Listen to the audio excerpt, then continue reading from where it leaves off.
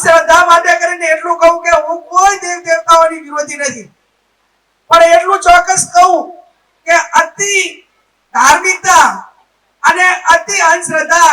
એ કોઈ પણ સમાજના પ્રગતિ માટે અવરોધ રૂપ છે ને છે જ. એનું કારણ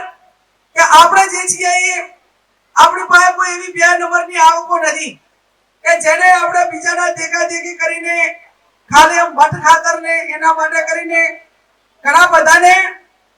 એટલા બધા પૈસા ને એટલી બધી પેલું હોય ધંધા રોજગારનું કે બીજાને ખતમ કરવા માટે 2-5 કરોડ વાપરી નાખે આપણને વટમાં લાવવા માટે, કેમ કે એનો તો કઈ ફરક પડવાનો નથી કે 50 લાખ કે કરોડ કે ગમે અહીંયા બોલી જાય અને પછી આપણે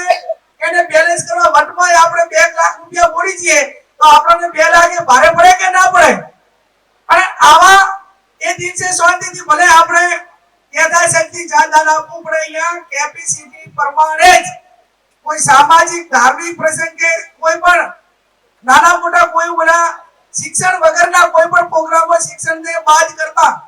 તમામમાં આપણે ક્યાંક આપવું પડે તો યથાશક્તિ કોઈ પણ સંકોચ રાખ્યા સિવાય વટના ગાજર ન ખવાના, જેટલા આપણી કેપેસિટી હોય એટલો જ આપવું. એટલે એ દિવસે હાજે હોગે આવે ઓલા વટ ખાતે 3-4 લાખ રૂપિયા બોલીને આવ્યા હોય અને 2 વાર હેરાન થવું એના કરતા 5 મિનિટ કોઈ આપણા માટે તાળીઓ ના પાડે તો ના પાડે